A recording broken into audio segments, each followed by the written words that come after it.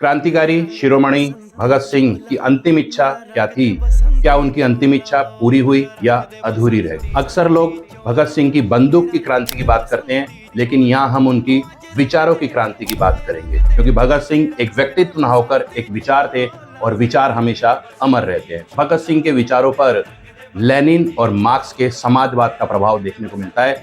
इसी कारण 1928 में दिल्ली के फिरोजशाह कोटला मैदान में जब उन्होंने हिंदुस्तान सोशलिस्ट रिपब्लिकन एसोसिएशंस की स्थापना की, तो भगत सिंह के आग्रह पर ही इसमें समाजवाद शब्द को जोड़ा गया, क्योंकि अब इस संगठन का उद्देश्य भारत में बंदूक की क्रांति न करके भारत में समाजवाद लाना था।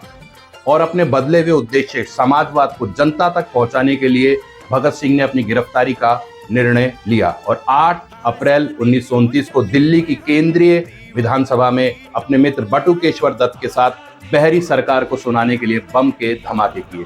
बम के धमाके ऐसी जगह किए गए ताकि किसी की जान को नुकसान न पहुंचे, क्योंकि क्रांतिकारी अब बंदूक की क्रांति छोड़ चुके हैं। इसके पश्चात आप देखते हैं कि धमाके भी ऐसे समय पर किए गए जो 2 ऐसे बिल पारित किए जा रहे थे जो जनता और मजदूरों के मौलिक अधिकारों का हनन करते थे। ये 2 बिल थे, ट्रेड डिस्प्यूट बिल और पब्लिक सेफ्टी बिल।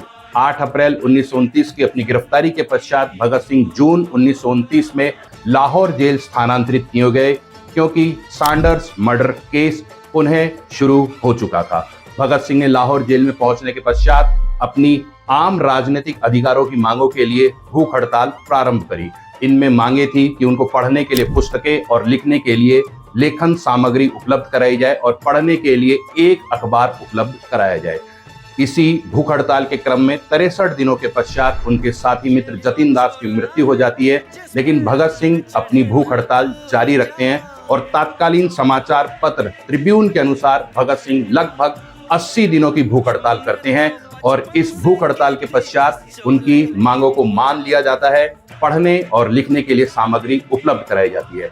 उनको पढ़ने के लिए सामग्री जेलर चतर सिंह के द्वारा लाहौर की द्वारका दास लाइब्रेरी से उपलब्ध कराई जाती थी और जेल में रहते हुए ही भगत सिंह ने अपने विचारों को और तेज किया और अपने 2 प्रमुख लेख लिखे, जो पहला लेख है मैं नास्तिक क्यों हूं और दूसरा लेख अपने मित्र रामचरण दास की कविता ड्रीमलैंड की भूमिका लिखते हैं। इन दोनों लेखों को भगत सिंह की आत्मकथा का दर्जा दिया गया है।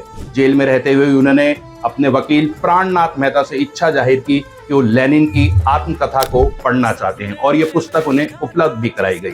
जैसा कि आप सबको पता है, 24 मार्च 1931 की तिथि उनकी फांसी की तिथि मुकर्रर की गई थी, लेकिन जनता में बढ़ती हुई उनकी लोकप्रियता को देखते हुए और कहीं जनता में विद्रोह की भावना न फैल जाए, इसी कारण उनको 23 मार्च 1931 की शाम 7:30 बजे के करीब फांसी की सजा दी गई अपने साथियों राजगुरु और सुखदेव के साथ।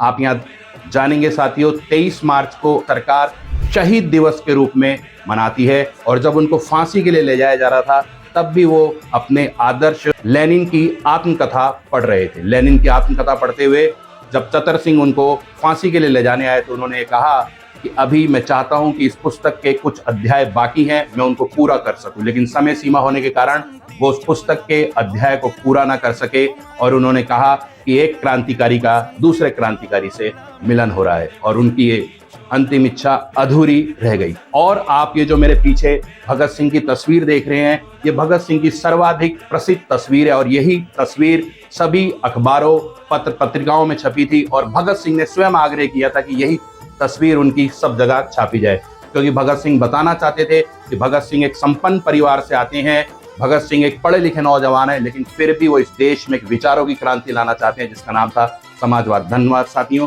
अगर आपको मेरी जानकारी अच्छी लगी हो शेयर करिएगा, सब्सक्राइब करिएगा। धन्यवाद।